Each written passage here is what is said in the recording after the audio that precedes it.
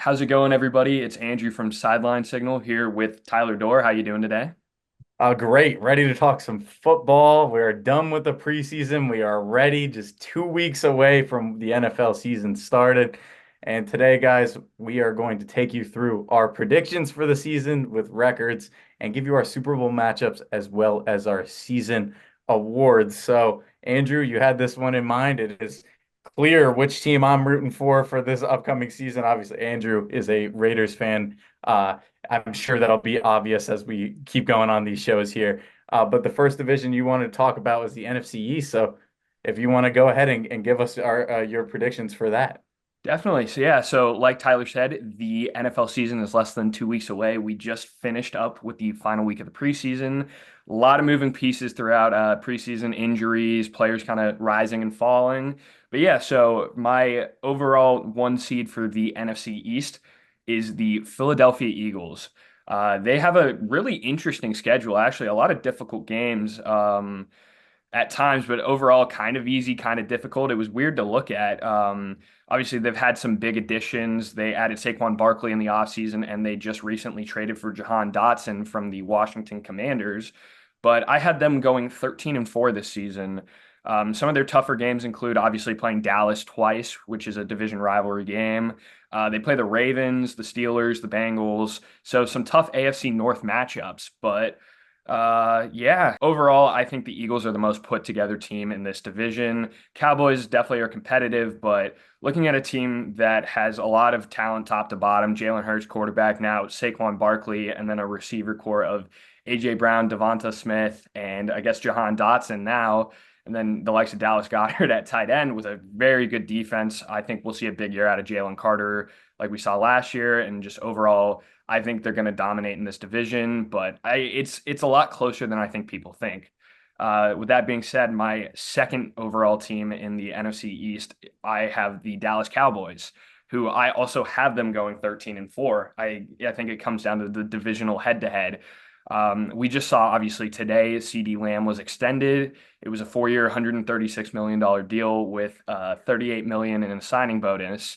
And I think that was the biggest fear in the offseason was the contract dispute. Is CD going to get extended? What does Jerry Jones want to do? And I think that now that they have that distraction out of the way, yes, there will be some concerns. What are you going to do with Dak? Are you going to re-sign Micah Parsons? But overall, I think they've had this core in Dallas for so long, and it's really a make or break year for them, in my opinion. A lot of pressure for performance and success. Obviously, they've struggled in the early rounds of the playoffs the last few years. But in terms of regular season, I think they'll be their typical Dallas form where they'll play really good games. They'll have a few competitive, tough matchups. They have the Ravens, the Niners, and the Bengals. So definitely some difficult out of division games on top of the NFC East matchups. But I think they'll have a good season, and we'll just have to wait and see how they perform come playoff time. Do Um, you what do you yeah. think it takes for McCarthy to keep his job going into next year? Like you said, 13-4. Is that good enough if they don't win the Super Bowl? I don't think so, to be honest. Obviously, we've seen great regular season success out of Mike McCarthy and the Dallas Cowboys, but they can't perform in the playoffs. And I think if they have another first round exit, I think that's it for them. And they'll try to cut losses and move on and try to find a head coach that will, push them to the next level. But yeah, it's difficult to say because you can make the case that regular season success is great in terms of head coaching. You see what you have, but if you don't have the success in the playoffs, you're never going to get anywhere. Obviously the goal in this super team that Jerry Jones has tried to build over the last 5 years, you have to win the playoffs. You have to win a Super Bowl for anybody to care about what your team has been through and what you've done. So I really think that this will be the end if they can't get out of the first round this year. I agree, 100%. Yeah. Okay. So following up the third place team in the NFC East, I have the Washington Commanders. I know this might be a little hard for you to take, but It is, but it's realistic. I'm not yeah, going to I sit here and pretend that it should be anything different. definitely I have them going 5-12. And the way I see it, again, you're playing a lot of difficult in division matchups. You don't want to play the Eagles twice. You don't want to play the Cowboys twice. Two teams that can just dominate you from start to finish. But there's definitely some exciting things coming out of Washington. Jaden Daniels coming in, being hopefully their new franchise quarterback. They got a new tight end, Sinat, I believe is how you pronounce his name. I've heard good things out of him from our Commanders fans that we're friends with, and also just overall through social media. Obviously, Austin Eckler's coming in to be part of that running back room with Brian Robinson, and that is going to be exciting. But the way I see it is new QB, new year, same bad O line. And I ultimately think that's going to be the downfall for the Commanders. I mean, we saw it last season. Sam Howell was the most sacked quarterback in the NFL, and people drove Sam Howell out of Washington. And I don't see any difference between their O-line last year and this year. And I think it's going to be a massive struggle for Jaden Daniels because he's not going to have a lot of time in the pocket. He's going to have to be forced to use his legs a lot. He's a mobile quarterback, which is good.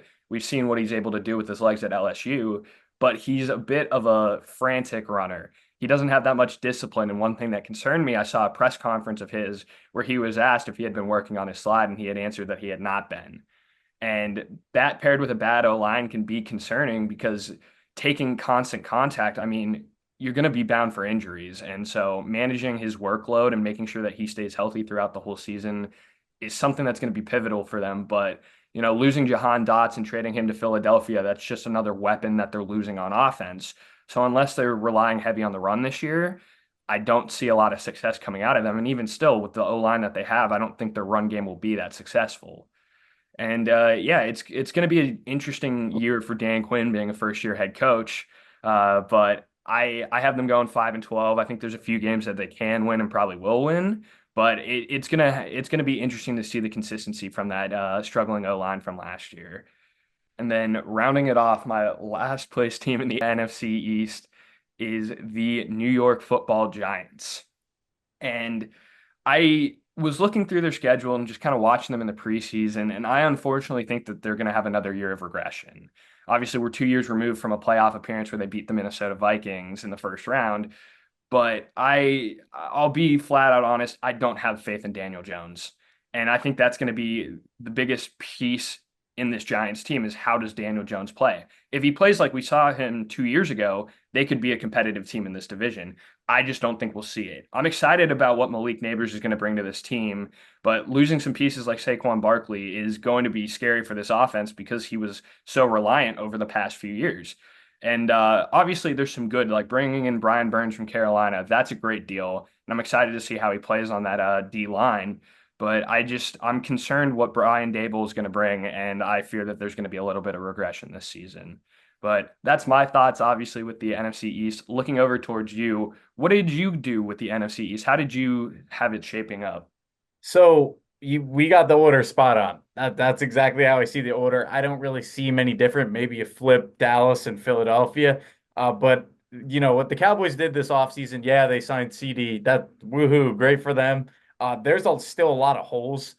You replace a guy, Tony Pollard. I know he got injured a lot, but he was young and he will be very good for the Tennessee Titans. I sincerely think so. And you replace him with an aged, I would say, Zeke with no explosive power. It looks like Rico Dowell is going to take a lot of snaps, which will be exciting for them, yes.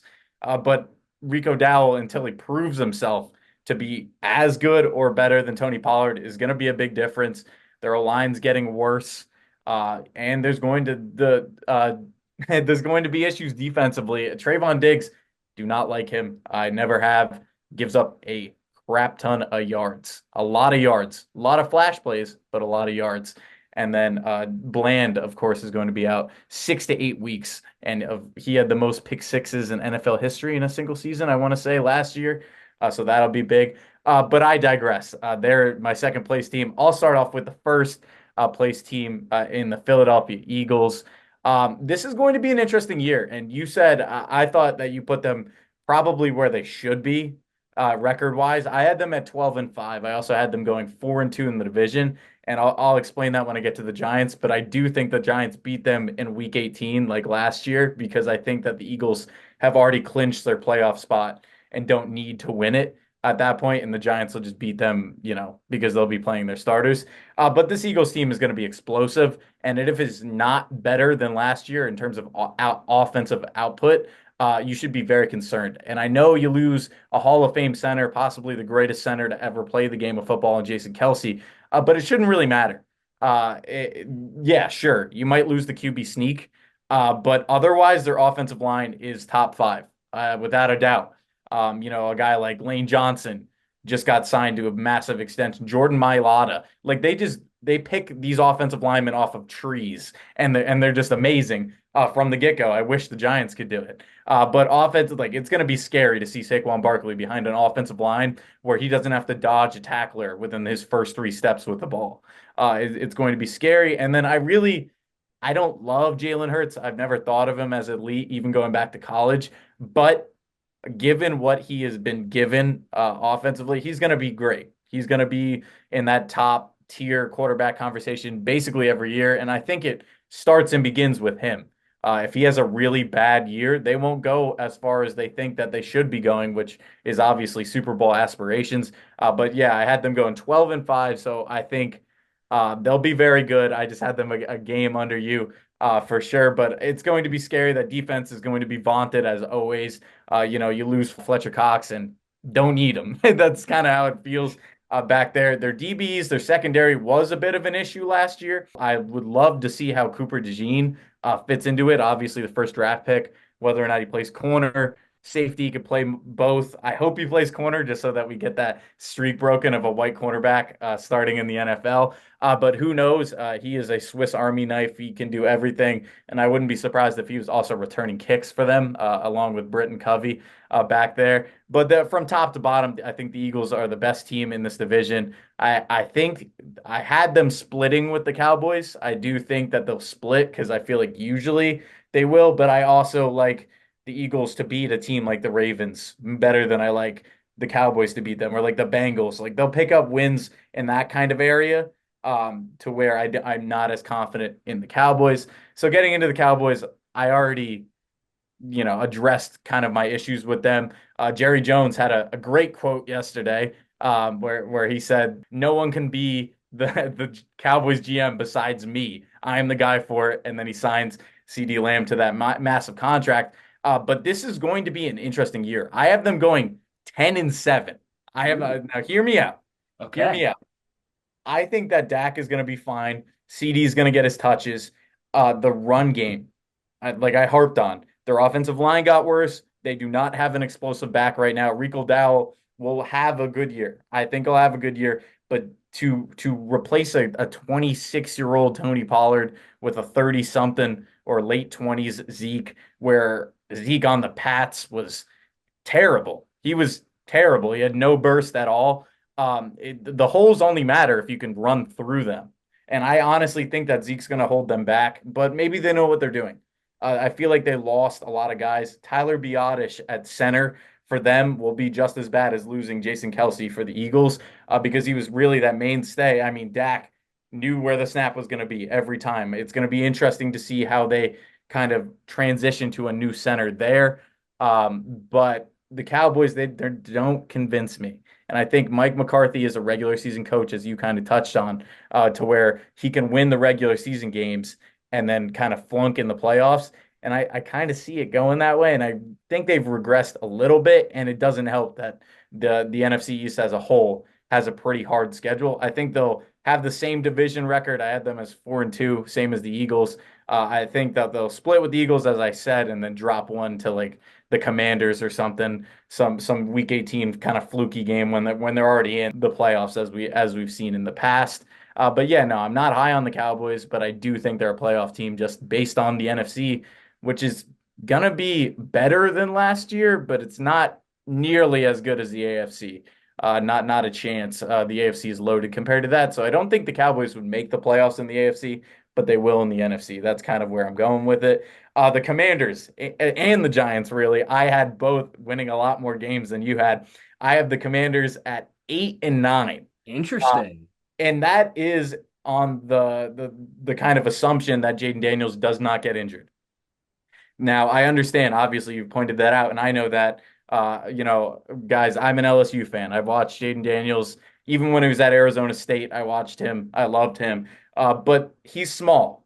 Lamar Jackson put on 30 something pounds a couple years ago, and it slowed him down a little bit. Didn't really notice us because he's still amazing, but that's how he had to adjust to taking hits.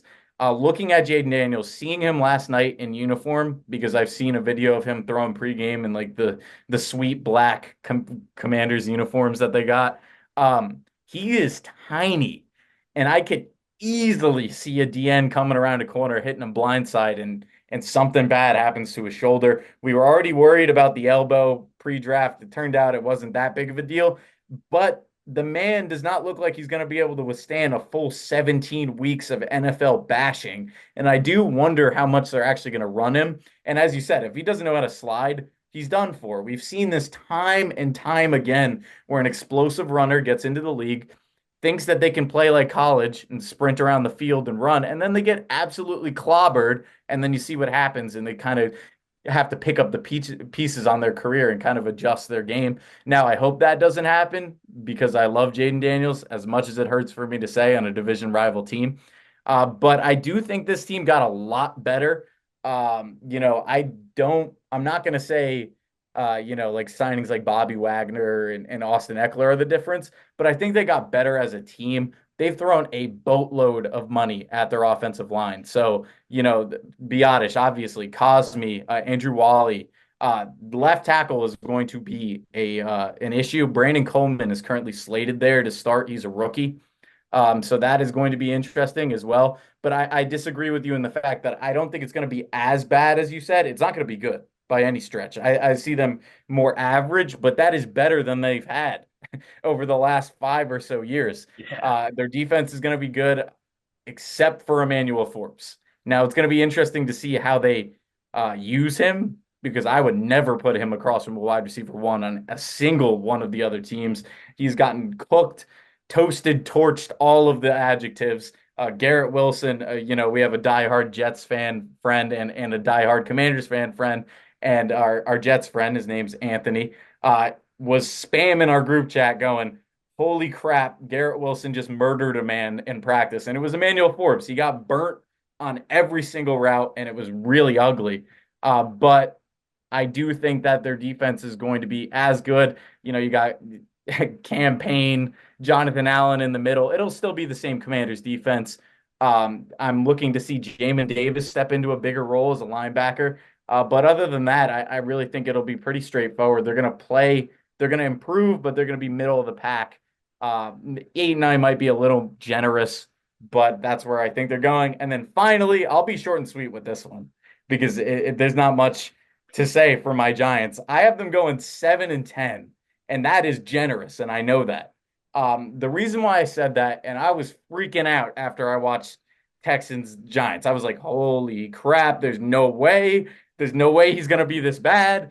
And then I looked at this YouTube channel, the QB Room. He breaks down quarterback film and like shows like what is actually the quarterback's fault, what's the wide receiver's fault, and so on.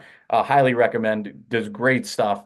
Daniel Jones, that first interception, the pick six, was 100% his fault. But if you looked at it, Theo Johnson was not ready to get the ball. Daniel Jones did not know where to throw the thing. He kind of tried to throw it, but I feel that if Theo Johnson was conscious enough in the moment to be like, holy crap, this is the only place he can throw it, maybe he would have reacted and at least broken it up. The other one to Stingley down the field on a deep shot to Hyatt. Decent throw, but Hyatt's got to be more physical. That's what I say. Great play by Derek Stingley. So what I'm saying is that Daniel Jones was better than people are going to say, and the media never gives him credit. Even when he was good, they never gave him credit, and that's kind of the way that it'll always be. But if I am a Giants fan, I am panicking not because of the offense. I am panicking because of the defense. They have been no tougher than a piece of paper stopping a car. That's kind of what it's been. They haven't gotten a pass rush, and the quarterbacks haven't needed to even feel the rush because they're getting the ball out in 3 seconds and it's wide open. Their DBs are going to be an issue. There's not a single DB on their team right now that is above the age of 27. So it's a super young group. But that does not bode well for them in the regular season. And I think that'll cost them. I do think there's a couple of games that they kind of win because I'm used to this. Like they win games that they shouldn't. And one of them I'm looking at specifically is like on the road in Pittsburgh in the middle of the season on Monday night. That's a game that I see them winning, even though they definitely should not be winning that game.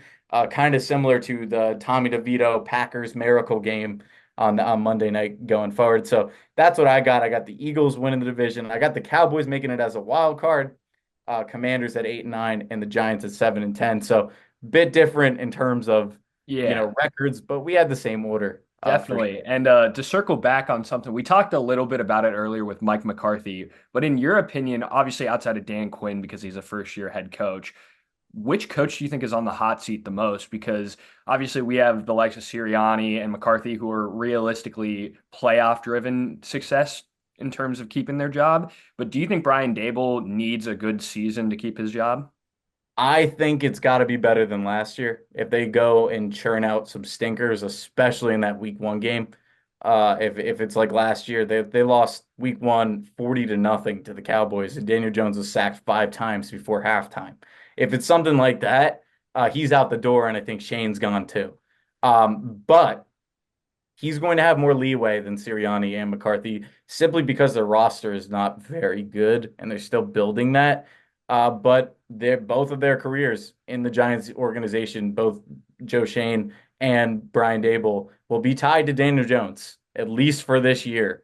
John Mara has been pretty lenient with coaches in terms of like how bad it needs to get before they fire him. But this is like not the time. If you're gonna, because if you watch Hard Knocks, John Mara really wanted Saquon. So if you're gonna pass on Saquon, let him go to the Eagles, and then also stink. He's gonna be pissed. So that's kind of where I think it's at. There's got to be improvement. It's got to be a step towards having a winning football team. I think that's realistic as well. But in terms of the hottest seat, I actually think it's Sirianni. I I think agree. Sirianni needs to win a lot. What do you think? Yeah, I think obviously we've seen a similar project go on in Dallas, but Philadelphia has been buying their way towards Super Bowl appearances. We've kind of seen that become more common over the last few years. Tampa a few years ago, obviously the Rams in 2022 of this free agency to a Super Bowl or bust. And I think we're seeing the later end of that experiment in Philadelphia. Obviously, they have a phenomenal team. We both have them as their division champions, and they've had a Super Bowl appearance in the past. But you know as well as I do, Philadelphia fans are some of the toughest in the NFL. And I think they're frustrated with not making these appearances. Obviously, they struggled last year and they lost to the Buccaneers in the opening round of the playoffs. And I think if that happens again, I think he's gone. Obviously, that might be a little tough thinking that the two top teams in the NFC East, both their head coaches might be on the way out, but it's a success-driven league. And if you're not winning, you're not going to stay. And I ultimately think that Sirianni might not be the best man for the job. And that very well could be true. Just more thing I wanted to add is Of that when the course. Eagles did go to the Super Bowl, they had Shane Steichen as their offensive coordinator and Jonathan Gannon as their defensive coordinator. Both are now head coaches. And you look at the difference from last year, and it's really a case of does the coordinators make the head coach in Philly? And I think that's where they kind of need an answer on whether or not Nick Sirianni keeps his job. And hopefully he can prove it for himself. But that is going to be the issue for the Eagles going forward into even 2025. Definitely. Yeah, there's a lot of great storylines in the NFC East this season. But now let's transition to another tough division, which I might have some hot takes and some shocks, but let me hear your NFC North and what you think will happen. Okay, so this is going to be tough, and our friend Chris is a big Packers fan, and I really didn't want to hype him up, but I'm going to. The Green Bay Packers, I got going 12-5, and winning the division. I think it's going to come down to the last game that the Lions and the Packers play, and I think it's going to be absolute cinema, and it's going to be awesome. But I'll give the Packers the edge here, because the Lions, I almost feel like it's going to be a little bit of a slump compared to last year because they were so good that they're like thinking, okay, we're going to walk through this. The Packers are coming. They got better. Just simply, I really like signing Josh Jacobs. I don't really respect the money per se, but he deserved it for what he's given. And he's younger than Aaron Jones. He has less injuries than Aaron Jones. They still have AJ Dillon. They still have an offensive line. They got Jordan Love in his second full year as a starter. It is going to be crazy to watch. Their wide receiving core, they got the youngest team in the league. Their wide receiving core is all just going to get better. And I really am interested to see how Matt LaFleur kind of incorporates all these different pieces, these moving pieces. Their defense is going to be good. I don't think there's any doubts about that. But the Packers might be back to where Aaron Rodgers had them at, and then they kind of dipped off, and now they're back. And Green Bay Packers fans, some of the most spoiled NFL fans of all time. You can just replace a Hall of Fame quarterback with another quarterback that's going to be in the Pro Bowl every single year, which it seems like Jordan Love's going to be. So I got them winning the division, 12-5. They're going to have an impressive year. A little sneak peek into what might happen later in the season. I really like the Packers this year. I'll just say that. Detroit coming in second place, also 12-5. I see. I think they're going to drop off, but not by that much. Like I said, I think it's going to come down to the last game. I love what Dan Campbell is doing with that culture and that team. They're stacked. They're going to be really good. I just think that the Packers are younger and slightly more talented. That's why I give them the edge. But at the end of the day, if you told me that those two were going to be flipped, I would have been fine with that. I would have believed that. But I got the Lions, of course, being a wild card team there at 12-5, and it's going to be really cool to see those battles. And the Lions have a lot of matchups that are pretty awesome on their schedule, so we're going to get to see a lot of good football out of them. In third place, I really think the Chicago Bears have found their quarterback. Uh, 7-10, and I think Bears fans would take that if they're not losing because of the quarterback, which I'm not even saying Justin Fields was the reason why they were losing. I don't want that to be out there because I've never been a Justin Fields hater per se. I don't think he got a fair shake, but at the same time, you couldn't pass up on Caleb Williams. Um, 7-10. If I was a Bears fan, I'd be ecstatic at that because it means they're building to something. One thing I will say that is a bit concerning. I was actually watching the QB room film breakdown of Caleb Williams against the Bengals in preseason week 2. Keenan Allen is running slower than like the slowest tight end in the NFL right now. If you watch his routes, they're sloppy. They're not very good. So you trade for this guy that's supposed to be your wide receiver 1B, really, with DJ Moore as your 1A. But I don't think he's going to be that great of a weapon for Caleb Williams this year. So I think their offense is going to be dynamic, and that's something that Bears fans are excited to see. I think their defense, young, plethora of talent, like so much talent. But I don't think they put it together yet. And I honestly believe that Matt Eberflus is holding them back. I do not like him as a coach. I think, there's a bunch of different ways they can go.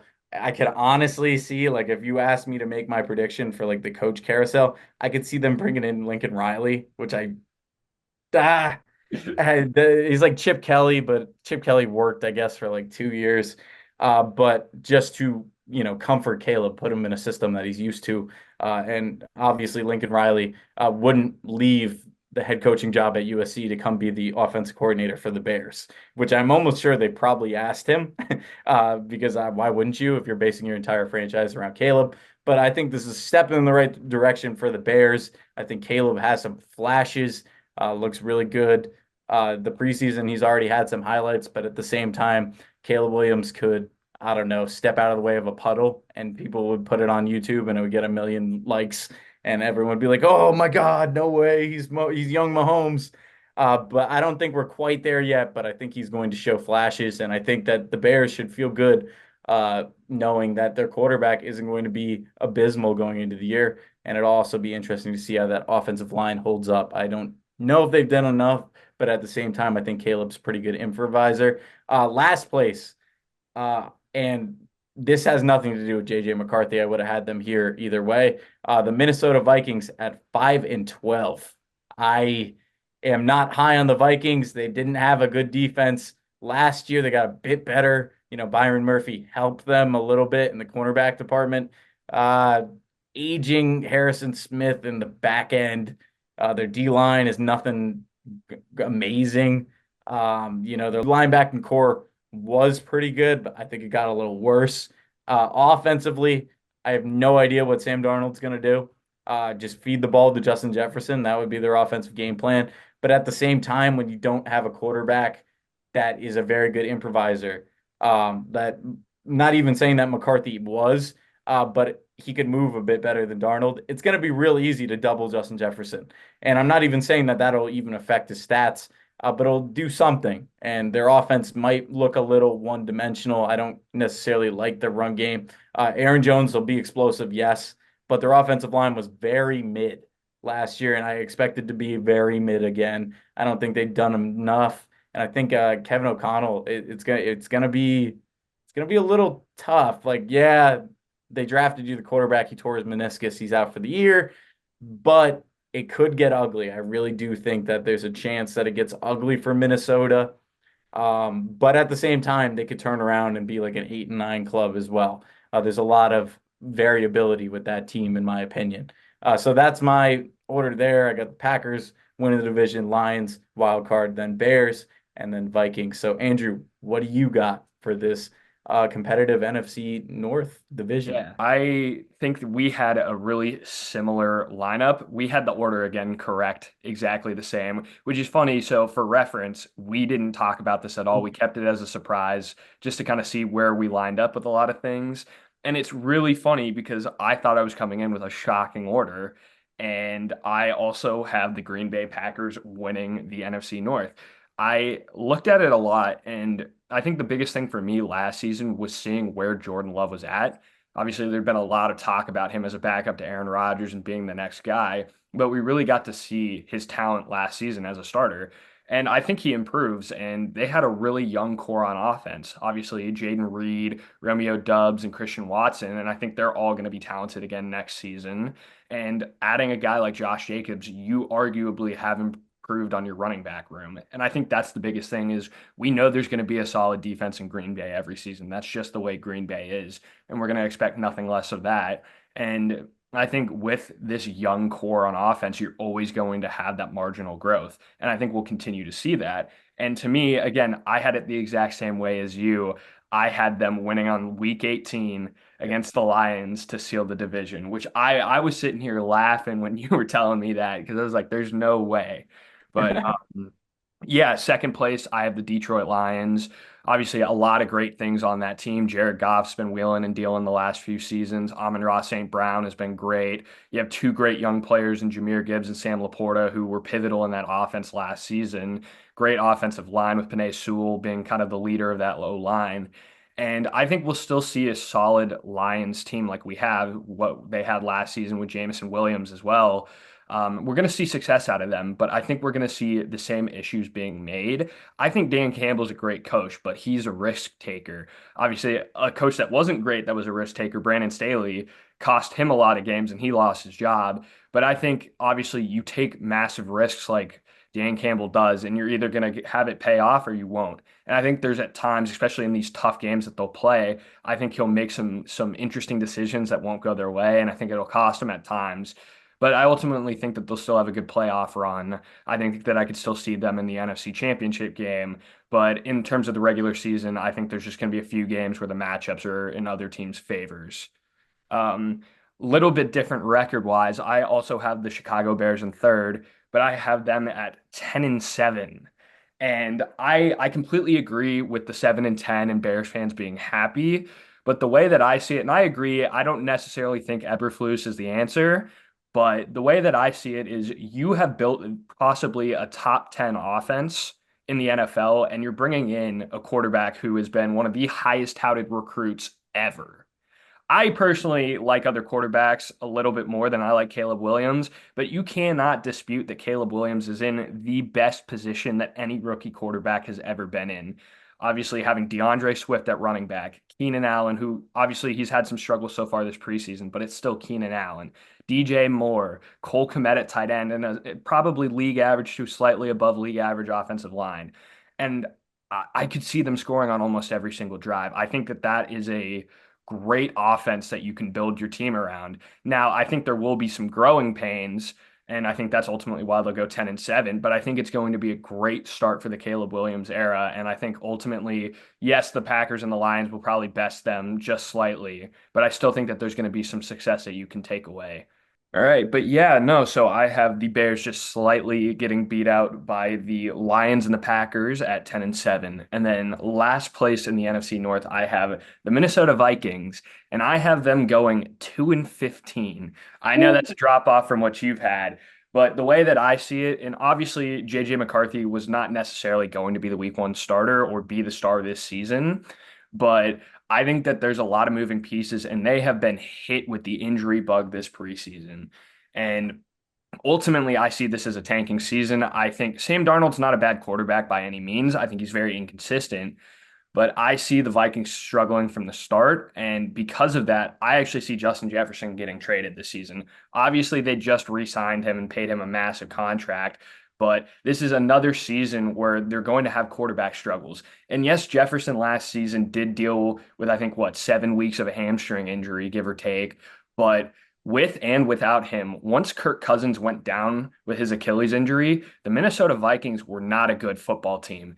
And I don't think that that defense has relatively improved and gotten better. I think they're slightly better, but I don't think overall that it's going to make an impact on the record. And I think ultimately, if Jefferson wants out, they don't really have that many redeeming qualities on that team. Jordan Addison is young, but he's still like he has some promise. He had a great season last year, but is he going to be able to be a star if Jefferson is to leave? TJ Hawkinson is out for 6 to 8 weeks to start the season still. He's still recovering from injury. And I think that there is just a lot of pieces that are falling into negative spaces for them. And I think being in a tough division like the NFC North, where we have all three of the teams above them being very competitive this year, I just don't see a lot of success coming out of Minnesota this year. And yeah, 2 and 15 might be a little harsh. There was a few toss-up games where I gave somebody else the benefit of the doubt, but I don't see enough to be convinced that Minnesota will be competitive, and I think they'll have to go for a tank and try to rebuild around JJ next year. It'll be interesting to see if they end up with the number one overall pick, how they go. I've seen multiple mock drafts saying that James Pierce out of Tennessee is going to be the number one, but I don't know. I haven't seen, I've watched SEC football. We've both watched this. I did not think James Pierce was that eye-popping of a prospect. So it would be interesting to see where they went. Obviously, as we both said, their defense definitely needs improvement, but Justin Jefferson getting traded. I That could would see be it. wild. Any idea on like a potential suitor there? Like who do you think would land him? I think that's really, really difficult. And obviously, I could make an easy pick, but I don't think they're going to go in division for the trade, obviously, because I could say, oh, well, the Packers, look at how much better they could be. I don't think the Packers would get a player from Minnesota. That's just unrealistic. But I think there's definitely going to be a lot of teams that are going to be in buy mode. I mean, I wouldn't be surprised if Kansas City throws a first round pick in. Could you imagine that? Because look at Hollywood, we'll talk about it in a little bit, but Hollywood Brown is dealing with some shoulder injuries. We don't know how good he's going to be this season dealing with that. And obviously they have Rashee Rice, who's a good young talent. But to be honest, that receiver room could use a star. And they're already good enough. They're coming off a Super Bowl without really a star at receiver. And Yeah. I could see come deadline, if Jefferson wants his way out, why wouldn't you if you're Kansas City? I mean, obviously, cap space would probably be the biggest concern. They'd have to see if they could take the cap hit, which they might not be able to. But if they would, I would see no reason why you wouldn't want to. I could a world where Justin Jefferson and Pat Mahomes are on the same team. That Yeah. would be absolutely terrifying because you talk about a quarterback that can put it anywhere, make any throw, and then a wide receiver that can make any catch and is also one of the best route runners in our league today. So that would be insanity. But at the same time, I mean, the way that you just put that, I see no reasons why that couldn't happen if the Vikings are as bad as you think they're going to be, and they very well could be. I think I was a little generous and maybe you were a little harsh with our predictions there. Um, Insane nonetheless. Yeah. So you got Packers winning, Lions wild card, Yeah. Lions at the wild card, Bears at the wild card. So do you Not have for me. Not for me. no? I think if I'm not mistaken, I think the Lions were one of the last teams to make the playoffs for me. Okay. All right. Well, fair enough. They'll take 10 and 7 even if they don't make the playoffs, I bet. In Chicago, they need something to cheer about. And then the abysmal Minnesota Vikings, according to Andrew there. So moving on to probably the most mid division in football in the NFC South. This is going to be a hodgepodge toss up.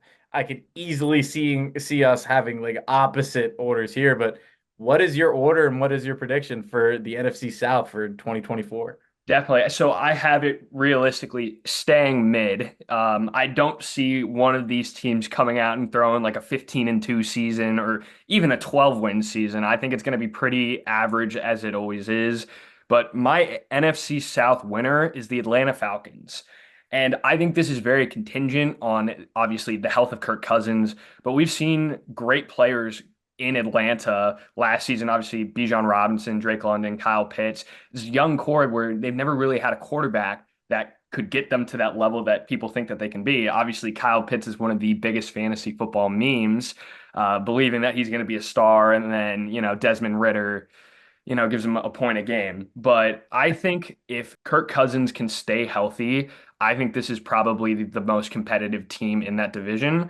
I think Tampa Bay still has a shot, and I think it's close. But for me, I just think the Falcons are slightly better. They've made a lot of moves on defense this season, getting like Matthew Judon, I think will definitely improve that D line. They have AJ Terrell too, if I'm not mistaken. Yep. And so I think the defense was slightly underrated last season. That was one point that I thought that they were going to have a great season on, and it was a little disappointing, but it's still definitely quality. And if they can get that quarterback in who's going to push them to the next level, like Kirk Cousins definitely could do, as long as he stays healthy, I think they will take it maybe late in the season, but I think it'll be a gunfight throughout the whole season. Second place, I have the Tampa Bay Buccaneers going 9-8. I think it's going to be one of those typical years where whoever wins that last matchup ultimately will get it. And I think it's going to be interesting to watch the Buccaneers this year. Obviously, Mike Evans is still there. Baker Mayfield will probably still be Baker Mayfield. But, that O line's still great with Tristan Wirfs. They have all the pieces that they need to win. There hasn't really been a lot of change, if I'm not mistaken, in Tampa Bay over the offseason. The only one I would say is losing Devin White to the Yeah. Eagles. Other than that, definitely. But to me, it's almost an identical team, and I think losing Devin White will hurt them. Obviously, I'm excited, about Rashad White. I think he's a talented running back. Bucky Irving coming in from Oregon, I think he could definitely get some touches this year. So there's things to be excited about. But the way I look at it, I see the Falcons improving a lot in the offseason, where I see Tampa Bay staying the exact same. And I think in a division that's open from the get-go, I think having the team be the most improved, I think ultimately will take the cake. But I think the Buccaneers will still have a good season, but just slightly miss out on the playoffs this year. Third place, I have the New Orleans Saints, in which I have them going 6-11. Again, kind of like I said with the Giants, I see it with the Saints too. It's going to be a year of regression. Training camp, Chris Olave was asked if there had been any play that he had said, "Oh wow, we're going to be good this year," and he said, "No, not really." And I think that's a concern if one of your top players is not really feeling the hype for the season. And yes, obviously Alvin Kamara, he's getting older. Derek Carr is kind of getting out of that age of being good where people are still going to question, can he do it? Yeah, it might be a Spencer Rattler season if we're being completely honest. He's I looked was good in just the gonna say that. preseason. Yeah. Derek Carr really hasn't. But outside of Chris Olave, I'm feeling regression from Carr and Kamara. And I'm concerned that there's not going to be that level of talent that once was even probably 3, 4 years ago, where the Saints were looking like one of the best teams in the NFC. And it's kind of that pivotal point for me where, okay, you have to make a decision of what kind of team you want to be. Do you want to be a pretender or do you want to be a contender? And I just don't think Derek Carr does it for them. I think that the Falcons and the Bucks are both better teams on paper and will be better teams throughout the season. And, that'll hurt the Saints a little bit, but I have them still winning 6 games. You know, it's going to be a typical kind of mediocre season that fans are going to be like, we could have been good, but we weren't. But yeah. And then my last place team in the NFC South, I have the Carolina Panthers. And I don't have much more success out of them. I have them going 1-16 again this year. Listen, Ooh. I have some hot takes usually at the bottom of my divisions, but again, I think the loss of Brian Burns is going to hurt them a lot on defense. JC Horn should be fully healthy this season for them, right? Yeah. Okay. Yeah. All things good for that. So that will improve their secondary. But, I still think Bryce Young will struggle because I don't really think that they improve that offense that much. Obviously, Xavier Legette has looked great throughout the preseason. People love him. He's a good character. But him and Deontay Johnson with Adam Thielen, is that really a receiver core that screams we're going to go out and dominate against really athletic secondaries that are in the NFC? I don't think so. And to me, I think it's been a disservice to Bryce Young. We really haven't gotten to see that full potential out of him yet because he doesn't have anything weapons wise. And it's going to be frustrating. And like, I was a big CJ Stroud fan when he was coming into the league. I thought he was better than Bryce Young, but I can't sit here and say that Bryce Young has had any chance to be as good as CJ Stroud. We haven't been able to see the top of Bryce Young's game because of what he's playing with. And ultimately, it's frustrating, but I don't see them improving. And I still think that they'll be a contender for the number one pick next year. Wow. You're gonna be surprised at my picks based on that. All right. It's a bit higher on the Panthers, Okay. actually, but I'll get into that. I Definitely. digress. Would start at the top. I also agree. I got the Atlanta Falcons winning the division. I got them at 9-8. I think that's probably that 10-9.5 win mark will win you the NFC South this year. That's what it's gonna be. As you touched on, Kirk Cousins is going to be the biggest factor in that. He's going to be the X factor.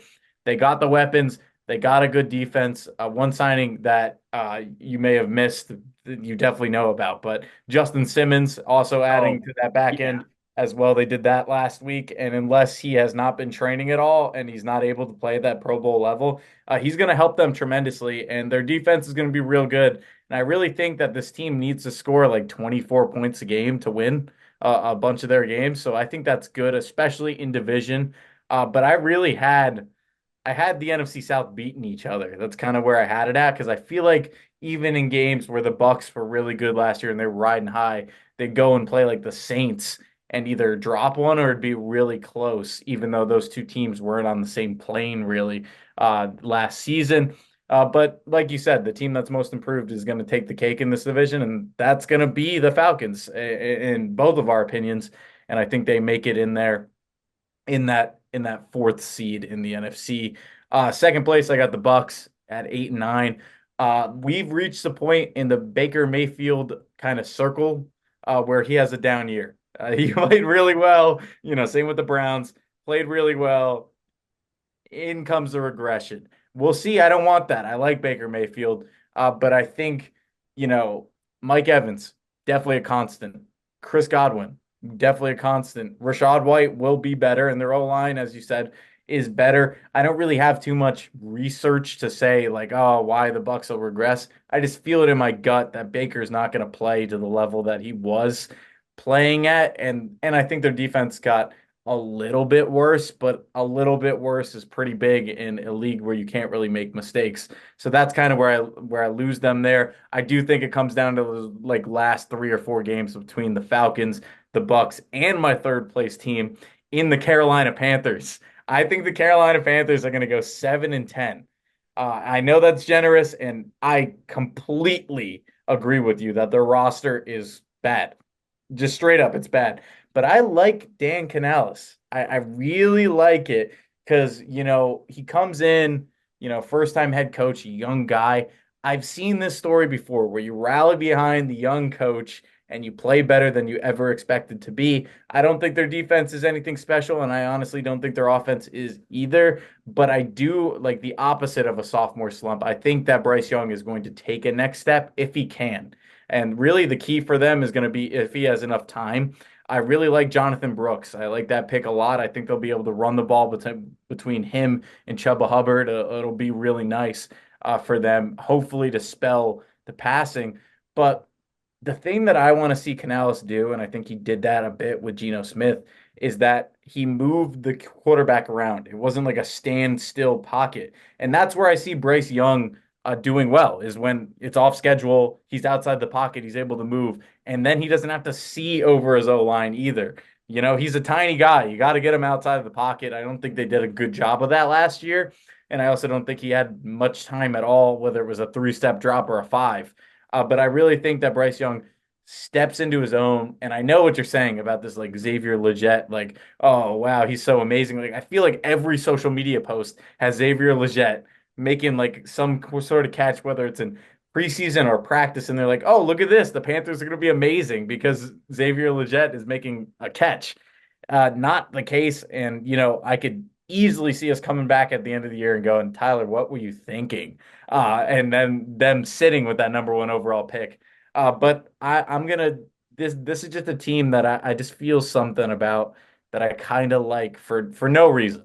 For no reason at all. Maybe it's the weak division. They all four of these teams have four of the five easiest schedules as well. So I could see the Panthers lucking into some wins, even against maybe my Giants in Germany. I could easily see the Giants drop in that game, even though I think if it was in MetLife, the Giants would win flat out. But that isn't even my biggest hot take. I got the Saints in last at 4-13. Okay. I think they're going to be, and I agree with you. I think it's going to be Spencer Rattler by like week 9. I think Derek Carr has worn out his welcome, and it's really sad to see. As a Raiders fan, you didn't want Derek Carr to fall off a cliff. That's not at all how it was, but he just not getting the job done. They lost Michael Thomas. I know he didn't play very much, but that hurts. It definitely hurts. Chris Olave, as you said, not excited. Like what? I can't remember a time where a player's been like, no, we're not explosive on offense as the star wide receiver, the main explosive weapon that they got, and then the offense being good. This is not a team that's going to come out and surprise us. I think defensively, they got a bit worse. They're usually pretty solid, but Demario Davis is getting older. Marshawn Lattimore is still pretty good, right?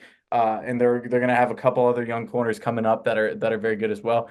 But just flat out the biggest free agency signing, I'm going to list off some names here because I pulled it up, is a injury-riddled Chase Young. That is the biggest improvement that they've made. So there is no reason to me to think that they would be any better than last year and that they get worse. But here are some of the free agency signings, and please forgive me for butchering these names.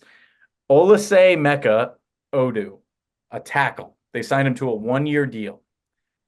I've never heard of this man before. He was the backup left tackle for the Minnesota Vikings, and it seems like they're going to slot him in as a starting guard this year. Not impressive. Ugo Amabi, or Amadi, excuse me, safety, 1-year deal again. Um, they kept him. I've never heard of this guy before, and I'm sure if we asked our friend Tony, huge Saints fan, I'm sure he's never heard of this guy before. There's just nothing here. He's a reserve. He only played 83 snaps last year, and it was mostly on special teams, and they expect him to start with the departure of Isaac Yadum and Lonnie Johnson Jr., who were both their starting safeties last year. So it's not going to be good. And then Kaliki Hudson, uh, another guy, 4-year veteran, mostly special teams. Like, yes, special teams wins you games, but if you have holes in your starters, why are you signing special teams players? And Jonathan Abram, that's another guy. These are all 1-year deals, all guys that haven't proven anything. Chase Young, good when healthy, has been healthy 5% of his career. So that's like the biggest boomer bust. But like, yeah, all right, they add Cedric Wilson as well. Eh, eh, it's not good. I think they're going to be a little worse than mid, and I could see this team really, really being bad, honestly. So I got them at 4-13. So I got the Falcons winning, Bucks in second, missing the playoffs. The Panthers, the surprise team, still not great, and then the Saints really being the worst team in that division there. So yeah, Yeah, I mean, the NFC South, there's not much that you can say about it. It's the wild, wild west of mediocrity, which is yeah. really, really disappointing to see because there's some teams with some exciting players, but they just can't put it together at all.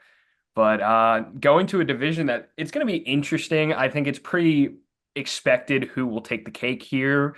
But the NFC West could be a little competitive this year. What are your thoughts? What are your standings on the NFC West? Far and away, it's going to be the Niners. They're going to win. I have them as my 1 seed, 14-3, even 14-3. Looking at their schedule, it's hard, but it's not unbearable, especially for the Niners. They're going to be the Niners. Last year's Super Bowl team, I would expect the same if I was a Niners fan. I wouldn't expect less. They didn't get much worse. Um, it's going to be interesting to see what happens with Ayuk, but I assume that he's going to be wearing a 49ers uniform for the season, no matter what they say, or until if Adam Schefter gets on in the next 20 minutes and proves me wrong, then we'll see. But the Niners, they got a great offense, great defense. Trent Williams was holding out at the beginning of camp. He might still be. They're going to pay him. He's the best tackle in the league. Ayuk, little bit of a different story. It seems like the numbers aren't even nearly close, but I assume that he's going to end up playing because he can't afford to sit out a year like Le'Veon Bell did. But yeah, this team is going to be the class of the NFC, in my opinion. They're going to be real good. The two and the three are interchangeable for me. But I had it coming down literally. So this is going to be a week 18 matchup to determine who makes the wild card, in my opinion. So I got the Seahawks winning that matchup against the Wow. Rams. So I have the Seahawks in second at 9-8. Pete Carroll steps away. They get a defensive-minded head coach and Mike McDonald, obviously, who was over with the Ravens, did some great work there. Their offense is going to be relatively the same. I think their defense takes a step up because they have a head coach, unlike Pete Carroll, who was mostly offense, where McDonald focuses on the defense, lets the OC call the plays, and it's going to be a pretty good mix. But I like their schedule a bit better. That's the only really reason. I mean, I had them both 8-8 going into week 18, and then it was really just to pick them there. And I'll give the edge to them there. So I got the Rams at 8-9, and they'll be solid. They could easily win 10 games, in my opinion. Easily. But the way that I clicked it, and I was just looking matchup to matchup. I wasn't assuming anything there. That offensive firepower is certainly there. The defense should be pretty good. I'm really excited about Gerard Verse, which we're going to be discussing later on when we talk about awards, for me at least. But I give the Seahawks the edge, and it might be. I'm going to check it. I'm pretty sure the game's in Seattle, week 18. So that also helps.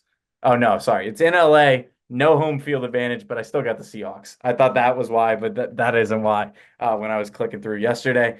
And then far and away the worst team in this division, in my opinion, the Arizona Cardinals. I got them sitting at 4-13, which is a little harsh. It's a little harsh, but it's also because they're in this division.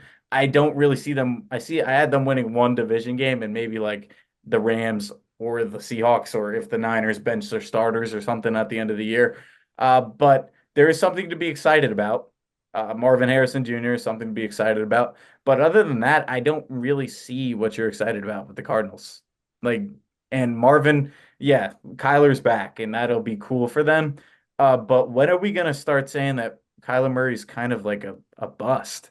Because it kind of feels like he hasn't done much to make this team that much better. And with, the number one overall pick that he was supposed to be that X factor that elevates the players around him. They definitely got some good guys. Like, I'm excited for Trey McBride. I think he'll turn into a pretty quality player. Defensively, Buda Baker is of course there, but nothing shouts out to me like, hey, this team is going to win more than you expect them to, or even be better than last year. They'll be picking in the top five, in my opinion, come draft time in next April. But yeah, the Cardinals, it's going to be fun to watch Marvin Harrison. I don't think it's going to be fun to watch the rest of the team really at all. So I got the Niners winning the division, getting the bye in the NFC, the Seahawks eking out the wild card, the Rams in third, just missing out by that last game, and then the Cardinals bringing up the rear in the NFC West. So how does yours shake up? Well, before I get to that, I have one question to you about Oh the yeah, sure. Arizona Cardinals. I agree that with Kyler coming back, I don't think there's a lot to be excited about. Do you think that the Arizona Cardinals by the end of the season will either be shopping in free agency for a quarterback or going to the draft for a quarterback? Where do you think they go? So I have a lot of ideas about this in my head. Like, obviously, Kyler signed to that massive extension. Like, he's gonna get paid that money. I don't know what year it ends. I'll look that up right now. Yeah, so you got 5 years, $230 million. His cap hit right now with the team is $49 million. He's going to be a free agent in 2029. And I don't even think there's a point in even drafting a quarterback unless you can get rid of Kyler. Like, it's going to come down to that. So I think that they're going to need a fresh start, and I think Kyler will need a fresh start as well. I don't know where they would go, but I assume they trade Kyler, and I would think that that might be a place where Shedeur Sanders goes, kind of in the top five there, or Carson Beck. Obviously, the season has just started, the college football season, so we don't know where the prospects kind of shake out. But if I had to guess, that would kind of be where I see it. I don't think free agency is where you're going to go because there's so many different holes on the Cardinals that they got to fix. You might as well just start over. And I think Jonathan Gannon, defensively, they're going to improve. But on the offensive side, I didn't really like the Jonathan Gannon hire because I felt that even though Cliff was not a good head coach, that he kind of helped that offense be a little better than it even was. And they kind of looked lost at times last year. And I expect some of the same of that there. So, yeah, that's what I Yeah. think. I agree with you there, and I'll get into that a little bit more once I get to Arizona on my NFC West rankings. But at number one, I agree. It's the San Francisco 49ers. I think they will be the number one seed in the NFC this year. I have them going 15-2. Difficult schedule at times. There's some tough games, but I also anticipate Ayuk staying as a 49er. And ultimately, I mean, this is one of the most put together rosters, if not the most put together in the NFL. And I think that the Niner train will keep rolling. There's not a lot that I can say for any potential downfalls. We've seen Purdy perform phenomenally in this environment, in this system. Christian McCaffrey, he's going to have another great season if he can stay healthy. The receiver core is great. George Kittle is a top tight end in the league. And they have arguably one of, if not the best defenses in the league. I don't see anybody in the NFC West taking them out for the top spot. And like I said, I could potentially see them in the Super Bowl again. That's just the way it is. I'm sure everybody agrees with us. But yeah, in my two seed, I actually have the Los Angeles Rams, and I have them going 11-6 this year. Hmm. I really like what that offense is bringing out of Los Angeles. I think Puka Nacua and Kyron Williams, I expect two more big years out of them. We saw an increase in production last season, and they really kind of flourished. And, having your two receivers be Cooper Kupp and Puka Nacua, those are two yards after catch demons. And I think, the biggest issue that we've seen in terms of when the Rams struggled was when they were having issues with quarterback health. Obviously, Stafford is a veteran, and if he's able to stay healthy this season, I think that offense will be flowing. And as you said, it's a pretty interesting defense to look at, but I kind of like the way that it's been building, and I think McVay is just going to have that little experience that's just going to edge him over. Obviously Seattle getting a new head coach. I just think having a guy like McVay, he'll be able to, help that team get to the next level. And so I have them winning 11 games, making it as I believe they were my last wild card spot in the NFC, but I expect a big year out of them. Now, my third team is the Seattle Seahawks, who I have going 6-11, and I think that might be one of my harshest. Obviously, there's a lot of things that could go really well for Seattle this year. They still have a really unified receiver core. Kenneth Walker, if he stays healthy, he should still be consistent. I really like the two cornerback pairings of Tariq Woolen and Devon Witherspoon. I think that is something that if you're a fan of, you should be excited for every single year because they are two really great young cornerbacks. Now, I don't think Geno Smith can get it done. He's been my biggest concern with Seattle the last few seasons. He was really great 2 years ago and got them into the playoffs, but he wasn't that great last year. He's getting older. You're going to have injury concerns. You're going to see that talent regress. He's going to have issues throwing the ball as hard as he can. That's just a perk of being a veteran. And I'm really concerned. I think Sam Howell, who just got traded, could be interesting to come in if Geno's not playing well. But now we truly get to see where Sam Howell is at as a quarterback. And I'm just worried about the consistency from the quarterback. You're the leader of your team. You flow, like the game flows through you. And if you can't get it done consistently, I think they're going to struggle. I mean, we've seen so many teams have I mean, the Jets last year when Rodgers went down, one of arguably the most talented team in the NFL last year on paper. Rodgers goes down, Zach Wilson comes in. They were awful. Yeah. And so I really think if they can't get it held down on a quarterback, they're going to struggle. But I still think there's a lot of games for them to win. I think they'll win both against Arizona. I think there's definitely winnable games on that schedule, but I have them going 6-11.